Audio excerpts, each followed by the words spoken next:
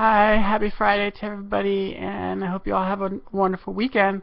I just wanted to talk about something that's going on in my efforts to write the second book of my urban fantasy series, literary fiction Maze, and I'm finalizing that for publication on October. Halloween actually is the wonderful day, one of my favorite holidays, and fall is one of my favorite seasons, and so I decided to set that as a deadline, is to publish that puppy on Halloween, and that deadline is in fact set, whereby I even have to have the manuscript in on October 21st. So the book is not complete finally, and I will have a week's vacation in the first week of October to actually spend that entire time going mad with final edits of this book, which is not in any shape at this point to be published. And I was scared for a minute, thinking, oh my god.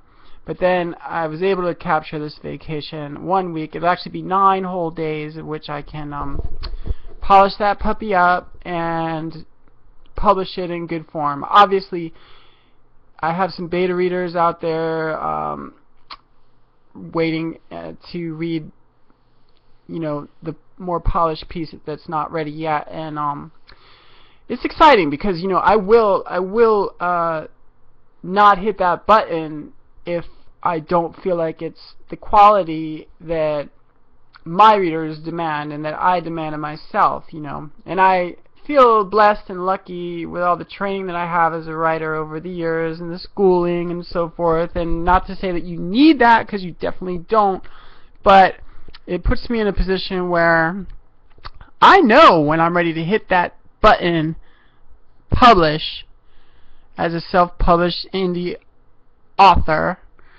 because that scary moment, do I do it? Do I do it? Is it ready? Oh my god, what are they going to say? Is it ready? And will I ever be published by a mainstream press if they see that I published this crap, with mistakes and grammatical errors? And oh my god, I can't do it. I'm not going to do it. I need to show it to somebody else. I need to show it to God and let somebody find out, is this really ready for me to hit this button? Well, I don't have that problem, because I know when it's ready. I know when it's ready. I know when it's my best work, and I know when to hit that button. So that said, you can look forward to that, that I'm going to bust my ass and get that puppy out there on October 21st for publication on Halloween. And book 2 is going to be of a higher quality than book 1, only because I'm still maturing as a writer, and this is only my 3rd book published, and it's in a novella series, so they're shorter anyways. So in some regards, you could say it's my 2nd book, because if you add Maze and Grand Theft Life together, you're only going to have 200 or so or more pages. This one will be longer than Grand Theft Life, probably around 110 pages, maybe a little bit longer, and still a novella, but it's going to be different, and it's going to be better, and my books are going to get better and better, and that's what happens when you put endless hours into your craft, and that's the only way to do it, in my opinion, is to bust your ass on a daily basis and make it happen if you want to become anything that you want to be the best at your craft, or whatever, or one of the best, or the best that you can be. You just have to do it every day, and love it, love it, because nothing's easy in life, and I feel blessed to have the time and the energy and the ability to spend hours a day writing and working on this stuff. Right now, character-driven versus plot-driven.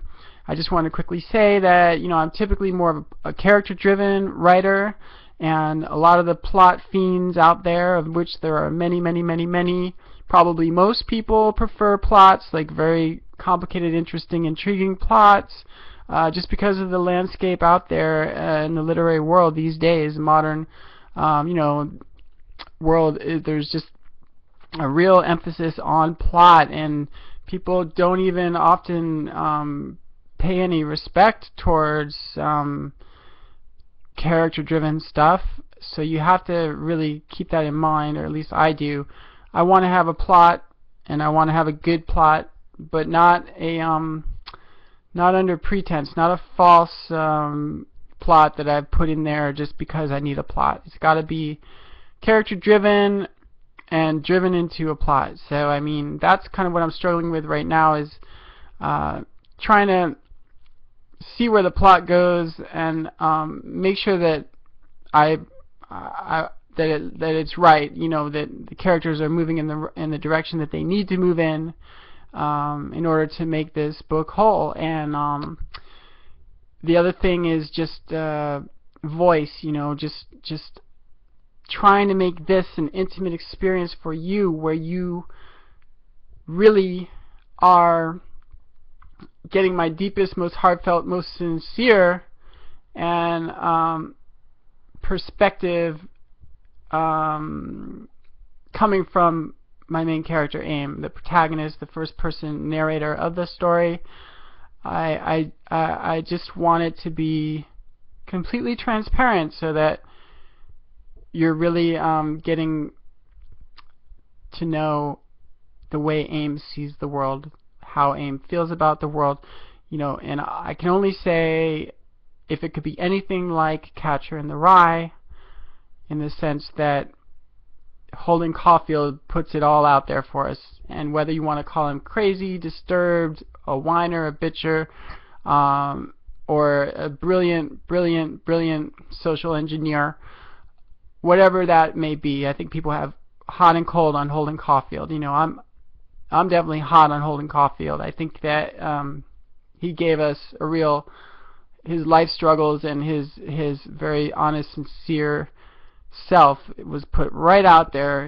He's a walking contradiction, and he knows it. And I thought it was brilliant. I thought it was hilarious. I thought it was funny. Some of the characterizations, some of the things that happen, and yeah, his worldview was rather sardonic at times, sarcastic, but hey man, the world's a place that brings those kinds of feelings up, you know, so you either push them away and you act like they're not there. That's not what I want to do. That's not what Holden Caulfield does either. So my character, Aim, you know, is going to reflect that. I mean, a very most intimate, honest, sincere portrayal of a human being, kind of me against the world struggle in life, and what comes up from that or out of that. So that's where I'm trying to work from, is just try to make it more personal, really more personal. And yeah, that's all I gotta say. You have a great weekend, and I will talk to you another time.